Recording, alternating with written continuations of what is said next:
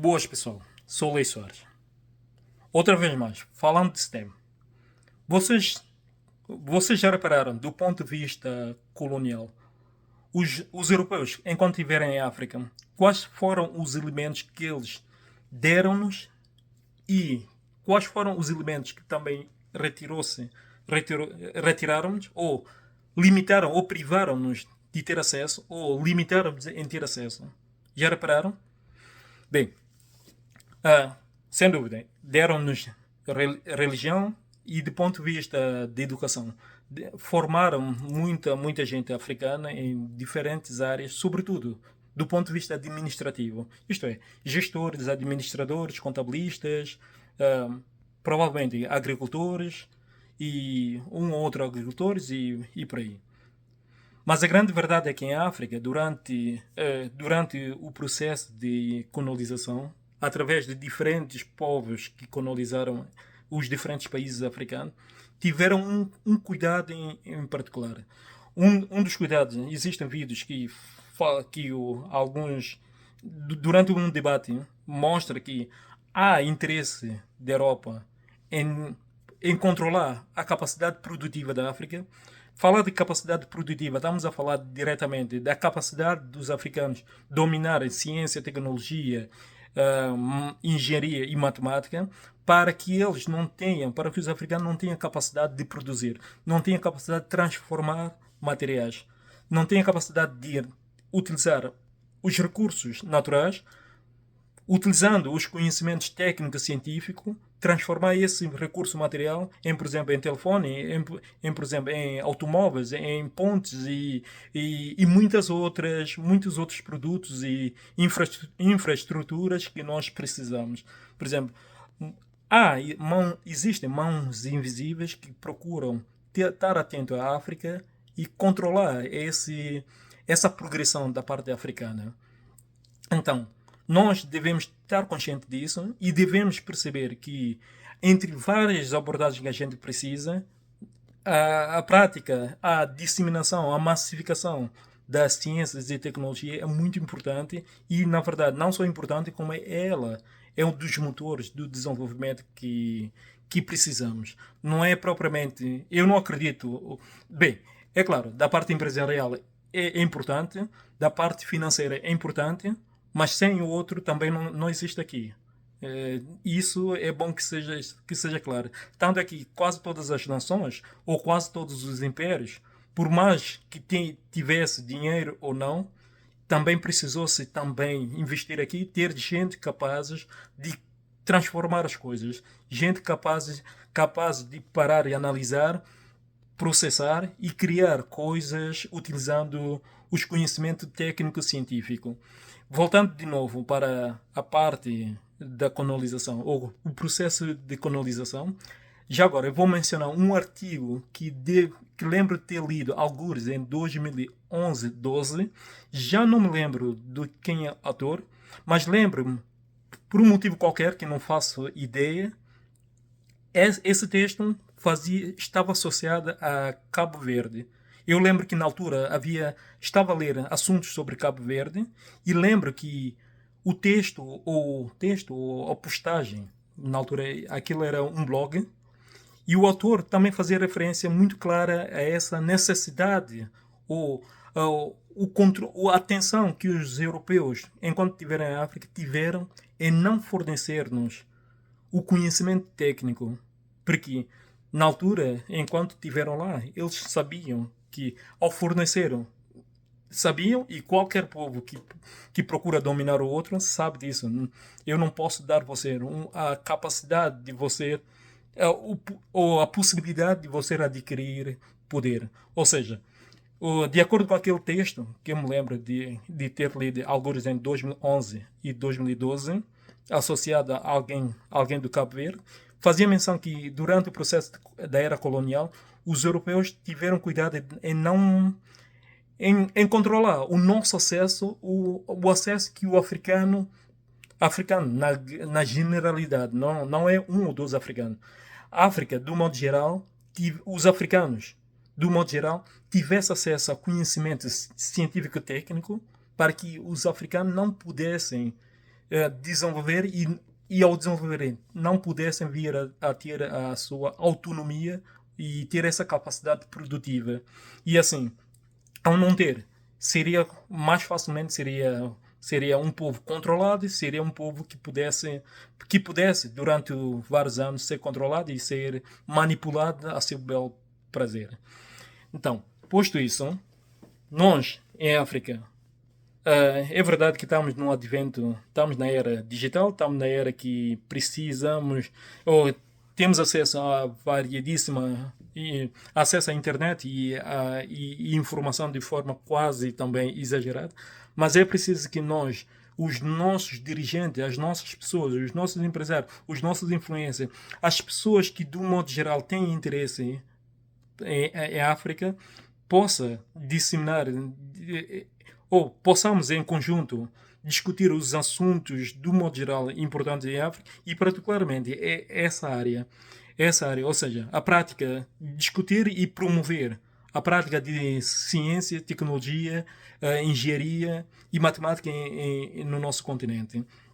Não só nessa perspectiva, e é preciso também que nós, durante os nossos mais variados ministérios, particularmente os ministérios de educação dos diferentes países africanos, tenham também controle do ponto de vista do controle do tipo de informações e possam, do modo geral, analisar o país, ver quais são as ambições que o país tem e poder, durante o processo de atribuição de bolsa, e talvez ver, de acordo com as necessidades que o país tem, quem sabe, priorizar ou dar uma quantidade um bocado ligeiramente a mais de formação nessas áreas técnicas. Porque nós tendo muita gente formada nessas áreas, muita gente dominando essas áreas, mais facilmente teremos capacidade de criar postos de trabalho,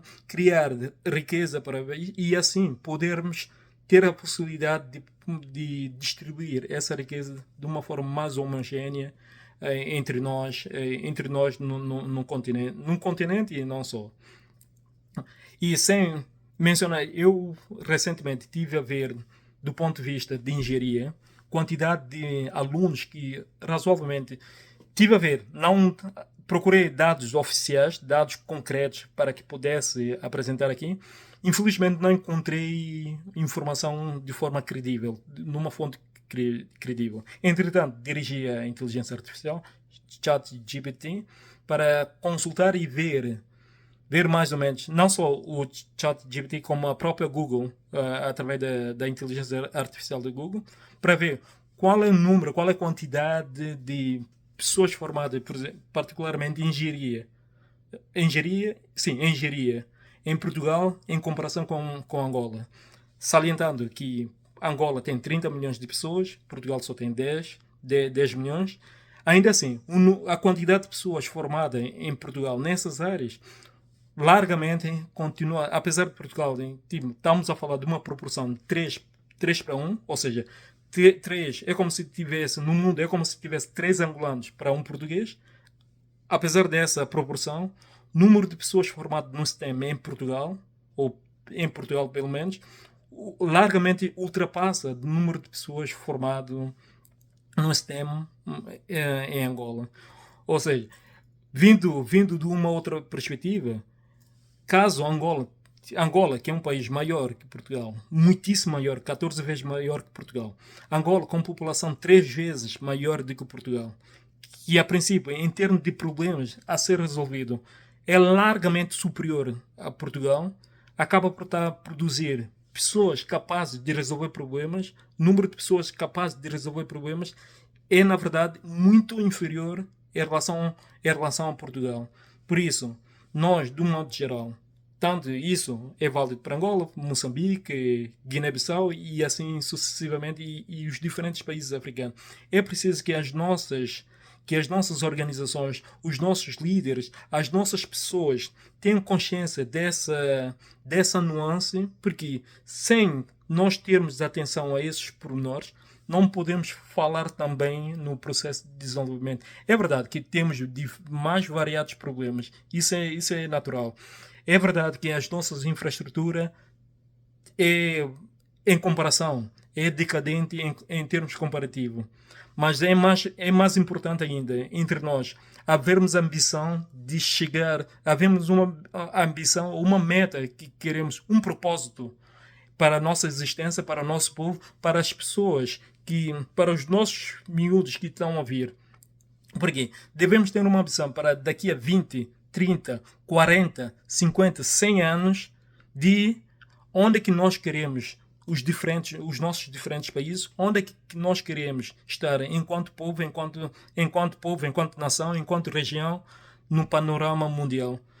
Só para salientar, China, do modo geral, fala disso. Existe um projeto da China gigantesco, projeto fora do normal, projeto de construção, por exemplo, de ferrovia, tanto de ferrovia, tanto de estrada, tanto de coisa, que eles pretendem, por exemplo, cobertar toda a zona asiática, pretendem fazer ligação com a África, e são projetos que não são para daqui a 20 anos, são projetos que existem para daqui a 100 anos. Ou seja, são ambições que têm para daqui a não sei quanto tempo. É claro que nós em África, o, não, o que quer dizer é, nós não que venhamos a cumprir, por exemplo, daqui a 10 anos, podemos ter um projeto e não cumprir ela na plenitude. Mas é preciso nós termos uma meta, um caminho, um foco, uma direção, para que os diferentes, por exemplo, tomando exemplo em concreto, em caso de Santo Tomé, sabemos que Santo Tomé é um país pluralista, que os diferentes partidos têm a possibilidade de candidatar e ser eleito e fazer a administração do país durante o período em que o povo concedeu. Mas enquanto isso acontece, devemos haver dentro da nossa nação uma estrutura que, independentemente do grupo ou de partido ou de gente que vier assumir, essas estruturas vão funcionando independentemente. Por quê? Porque é preciso libertar determinados profissionais da força ou da carga ou de...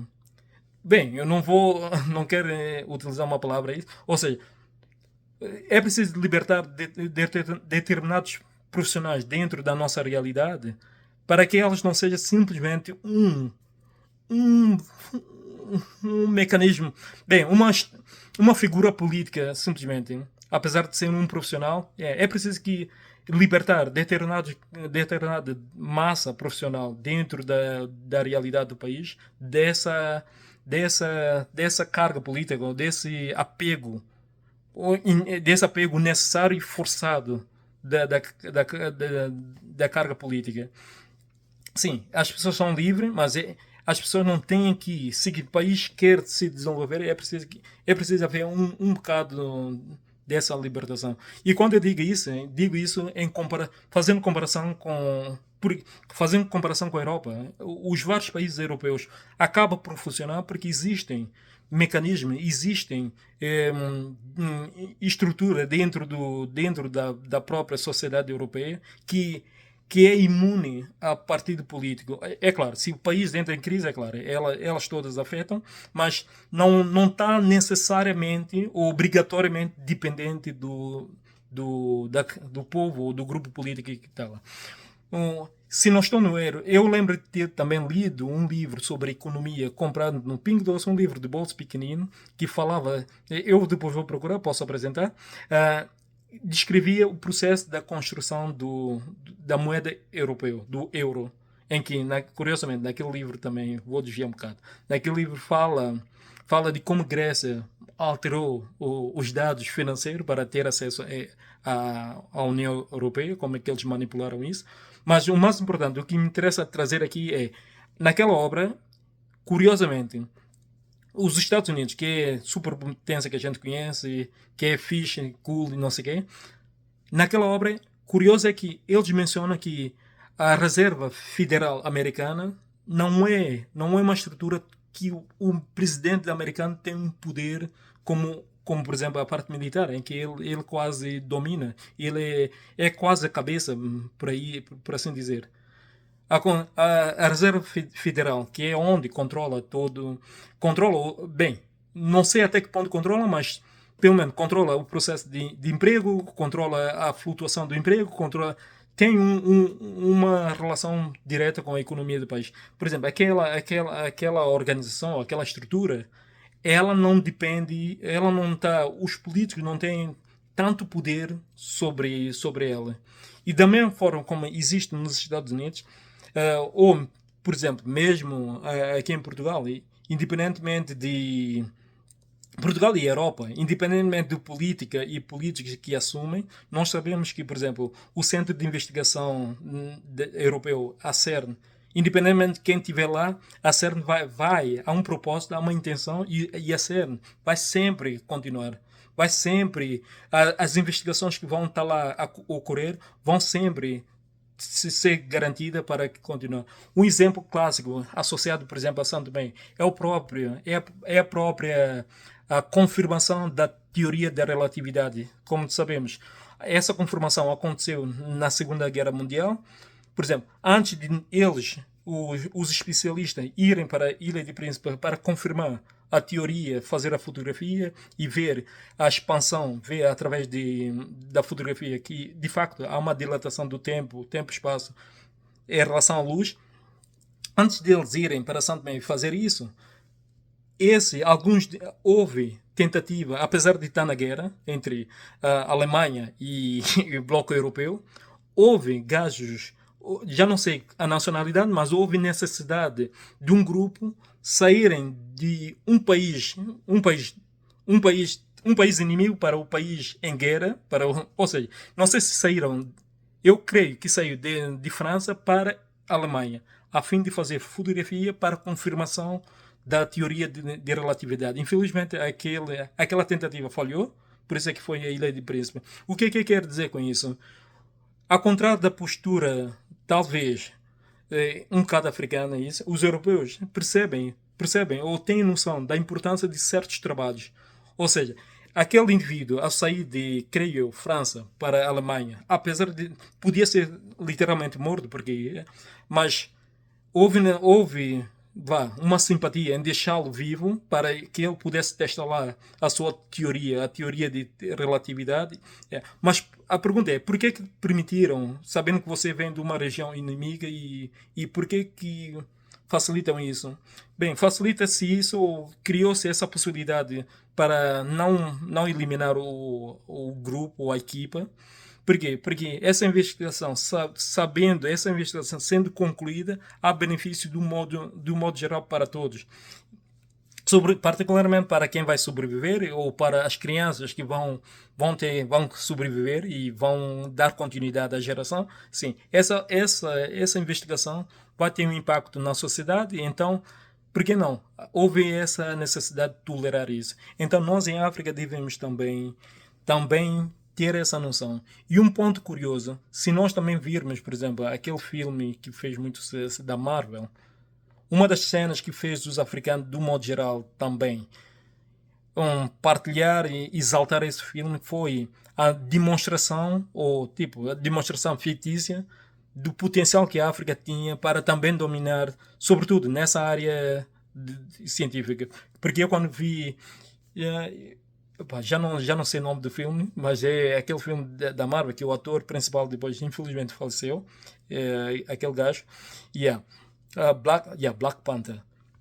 Por exemplo, Black Panther. Eu quando via Black Panther, eu via uma África desenvolvida. Eu não via as magias, não via nada de especial. Eu só via uma África muito forte, dono do seu próprio povo, dono do seu próprio território, dono do seu próprio recurso, capaz de chegar. Tanto é que no final do filme, o representante africano foi às Nações Unidas, e lá não foi lá como a favor, foi lá realmente como um grande cidadão, como um grande representante de um povo digno de ser visto como povo. É claro, vamos continuar aí a falar. Vá, até já, pessoal.